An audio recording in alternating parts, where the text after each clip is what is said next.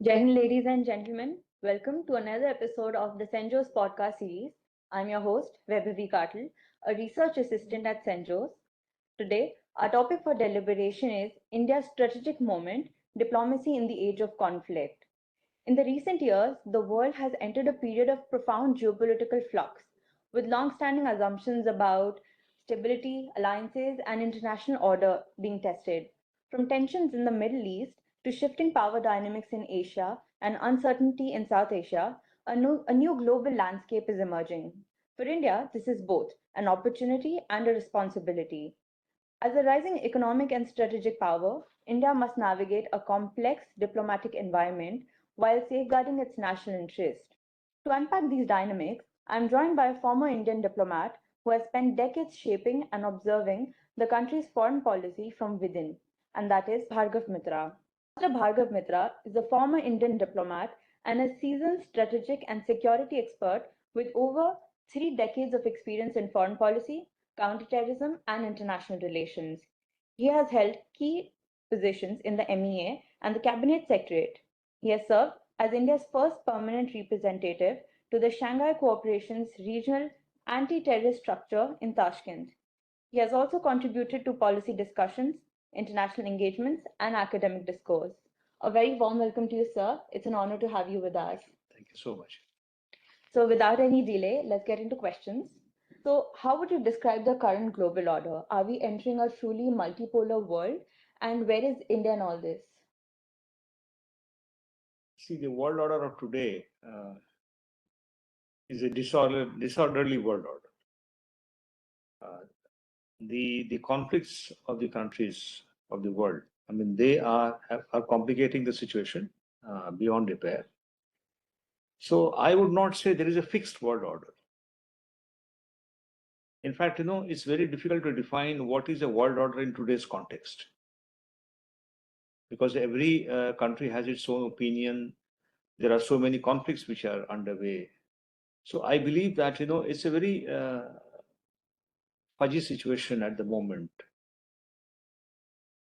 So it's very difficult to put your finger on a particular set of world order that the world has been witnessing. So I think, and as far as your question about where India features in all this, I think India has carved a very important niche in this matter. India has ensured that it doesn't get embroiled in the problems of world order because there are so many issues attached with world order. So India has treaded a very separate and distinct path of foreign policy. And without getting unnecessarily involved in any conflict or conflict resolution, it has made its presence felt. India's foreign policy is also aimed at looking after its own people, because India cannot be a global policeman, one, and it cannot be seen to be resolving all issues. So wherever there is a requirement, India has lent a hand of help. So I would say that that India has actually positioned itself as a very important player in the present world order. I think that's how I look at it. Right. So, in terms of how our foreign policy has played, for the longest time, NAM has defined India's foreign policy, and today we see a more nuanced version of it, that is strategic autonomy, that is serving our interests. So, along those lines, so India has historically maintained close ties with both Iran and Israel, while also maintaining strategic and economic partnership with the Gulf countries. In the current climate of the heightened tensions, India has demonstrated a notable ability to protect its strategic interests. How do you assess India's diplomatic balancing act in the region today? As you rightly said, India does enjoy very warm equations with Israel and Iran. And that is precisely what has permitted India to play a very matured or steer a very matured foreign policy in the West Asian region. See, if you take sides, then you are biased. You can be fair only when you have got decent equations with the conflicting sides.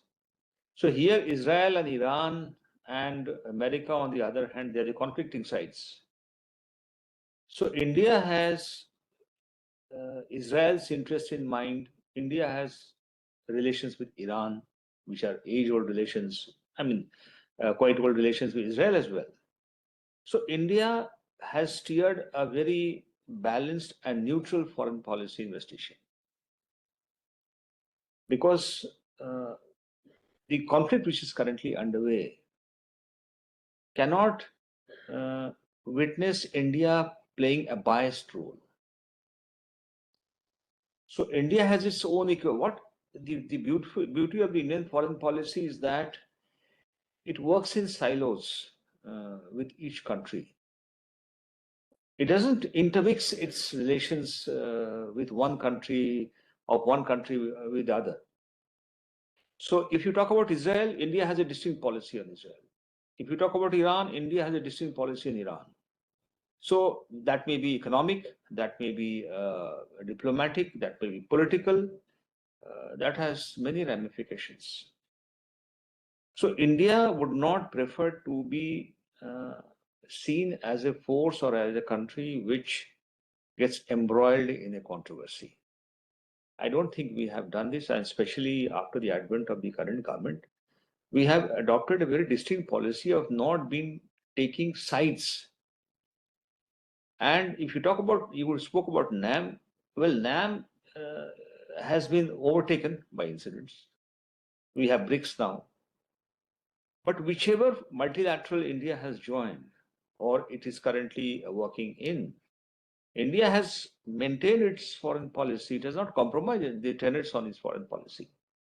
So I believe that in West Asia, the conflict which is underway, India has been watching it on the sides.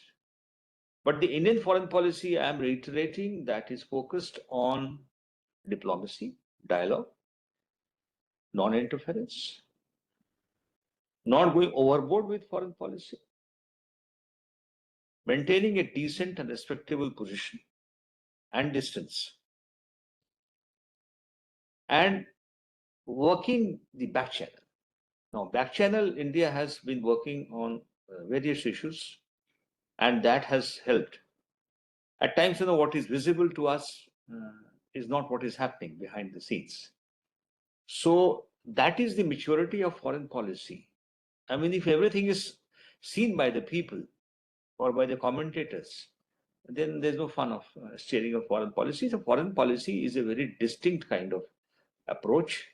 I think India has shown in the West Asian crisis that, without getting directly involved or interfering or intervening or requesting any side, in view of the problems being faced by India and the oil and gas supplies, etc., India could not be seen as persuading any country to kindly stop the fight so that our people can survive. Or India has actually ensured that the ships passing through the Strait of Hormuz, they are passing. There's no problem. So the two countries, especially Iran, has taken note of that, and it has also allowed the India flagged ships to pass through the Strait of Hormuz.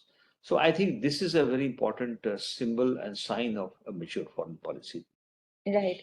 And as you talked about the policies, so for the longest time, we've been told we've never really had a strategy or a policy in place, but but our foreign policy, our geopolitics, our politics in general have all worked in different silos, and they cannot be mixed for one, and cannot be one size does not fit all. So it has to be a different approach to all of it. So my next question is going to be along the same lines. We have faced cross-border terrorism for decades now, and after Operation Sindhu, we've made it quite clear that India shall respond in a more decisive manner. We even introduced our counterterrorism policy, that is Prahar. So, with that, would you say that India today is beginning to move towards a more explicit grand strategy when it comes to national security and strategic deterrence? The fundamentals of India's approach to security issues and responses to security issues has changed since 2014. The policy and approach are now proactive. India has been on the defensive for a very long time, and we have suffered the consequences of the same. Yes. Now, when you are proactive, I'll not coin it as offensive. Offensive is a negative connotation. If you're proactive, That means you have the best interests of your country in mind. And to protect those interests, you will take certain steps. Now, when you talk about those steps and you talk about cross-border terrorism, then we should also take into account that the proactive steps can be cross-border also. So that is where the surgical strikes came in. Unless and until you respond in a calculated manner, without causing unnecessary or avoidable damage to civilian lives, when you hit the targets which are actually hitting you, you are protecting your own country. You are protecting your national sovereignty, national security. So this is the change which has come about in India's approach. And this approach is not apologetic. India doesn't have to explain it to anybody why it undertook a particular operation. Because if any other country undertakes an operation, it does not explain to the other sides why it undertook that operation. Because that country had its own national security interests in mind.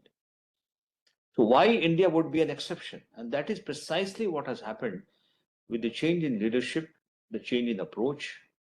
And this has been felt, and the countries which are friends of India, they appreciate.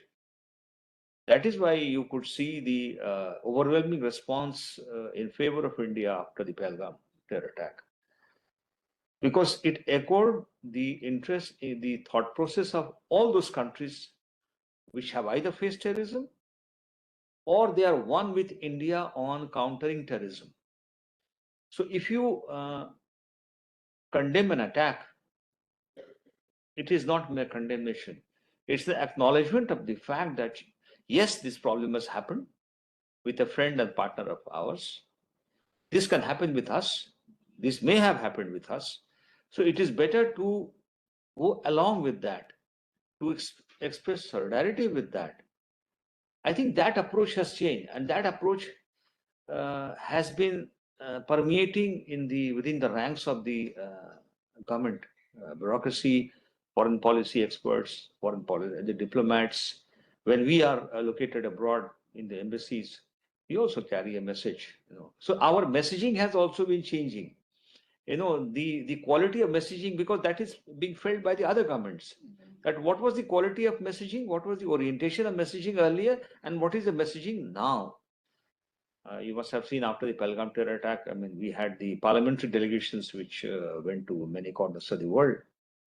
Well, I mean, they had their own effect. And I think this is very important, that India is basically telling the world that, look, we have some serious concerns. We have cross-border terrorism concern. And you should understand our position. We are not attacking, we are being attacked. We are the victims. I think this point has been driven home. And many countries around the world which are also facing cross-border terrorism from various quarters. Now, if you look at the West Asian situation, just to draw an analogy, if there is a strike on Israel, or Israel strikes, or if you talk about Hamas, if you talk about Houthis, if you talk about Hezbollah, now this is cross-border terrorism. So it is just across, they have the borders. So they just cross or do whatever. Even if there is a missile attack or there is an attack from the other side, I would say if there is an attack on India from Pakistan, it is cross-border terrorism. Either it is through drones or through missiles or through a human channel. So that is the point we have successfully driven home. Right. And indeed, I come from Jammu and Kashmir. So I have personally witnessed all these stories. I've had a lot of family members who've served in the army. So I know all these stories, and it's very good to witness now India is taking a very decisive approach towards cross-border terrorism and sending out this message that it is not just India's problem, it soon will be a global problem. So coming to my next question, in your view, what is the biggest misconception people have about India's foreign policy? Well, the misconception is their lack of understanding of India's foreign policy. Yeah. See, if you are clear about your own objectives, and if you appreciate what India is doing, and if you, God forbid, find yourself in the same shoes someday, Only then you will understand the pain of your country. As you spoke about Jammu and Kashmir, you hail from there, and the state has seen so much. Probably no state in the country has seen so much as J&K has witnessed. So unless and until any entity either has gone through that pain or appreciates that pain or is proactively thinking about that situation, it is very easy to cast aspersions or doubt anybody's foreign policy. Why India? Misconception has started happening now among the few countries because they are totally skewed in their thinking. If there is a mature power, there is no misconception. It is clarity. So misconception is in the minds of those who don't have the best interests of their own country in mind. And I'm talking about the people within the country, and I'm talking about the people outside the country. So as long as India's own perception about its foreign policy is clear, we did not be explaining to anybody what is our foreign policy. Why should I explain to anybody what's my foreign policy? If the way I act is my foreign policy, the way my leadership acts is my foreign policy. Now you have to discern it because you are also a diplomat, you are also an entity, you are a country. You try to gauge what India is trying to do. So you improve your concept, and that will take care of your misconception. So I will put the onus back on those countries which do not want to see India in a good light. There are a lot of entities which are not very comfortable with India's growth as a country, especially after 2014. They were not used to India getting back at them. True. So I think that is the reality of today, and the countries will have to. India will not have to explain to anybody the tenets of its foreign policy. India has just been steering it, and they will continue to steer it under the current leadership. Very well explained, sir. So, diplomacy often unfolds far from public eye, and many of the most consequential moments happen behind closed doors. Looking back on your career in the Indian Foreign Services, what was the most difficult diplomatic moment you encountered? Well, there are so many. Probably only a few come to my mind. And when I talk about these incidents, I will not name the country or countries. I will be indirect. But there was a time when I was posted to Uzbekistan in the Embassy of India back in 2005 to 2009. And there was a prime ministerial level visit which was supposed to take place. And it's a small country. In those days, there were not many high quality hotels. So the advance team, which normally visits before the VVIP visit, that we had a discussion with them. And at that time, the only five-star hotel in that country, the presidential suite was occupied. Now, the visit was planned. The date was fixed. So when we checked with that hotel, ambassador checked with that, we checked under the ambassador. We found that it's taken. So when we digged deeper, then we found that the ambassador of another country, Persian Gulf country, he was staying there with his family because his own house was to be finalized. Now, that was a tricky situation. So the advanced security team, they said, no, the head of the country or the prime minister will not stay in a lesser accommodation as per the security instructions. Fair enough. So we said, what to do? We said, we do not know. I mean, we'll get back to headquarters and then we'll see whether this happens or that happens. So I and the ambassador, the then ambassador, we discussed this issue.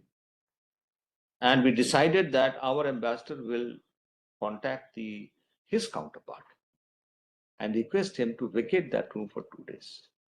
and shift to any other room in the same hotel. We will organize. That's a five-star hotel. So this is, I think, this is one of the most unprecedented situations, diplomatic situations.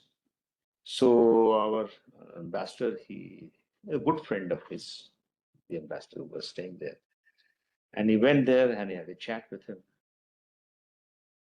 He said, Excellency, the Prime Minister of India is coming, and I'm looking at the relations between our two countries. It's a very small price that I have to pay. Don't worry about it. Your Prime Minister is most welcome and to stay. He vacated that presidential suite. We spoke to the hotel and got him some of the, and he was staying with his family, and these are large families, and they travel with an entourage of servants, etc.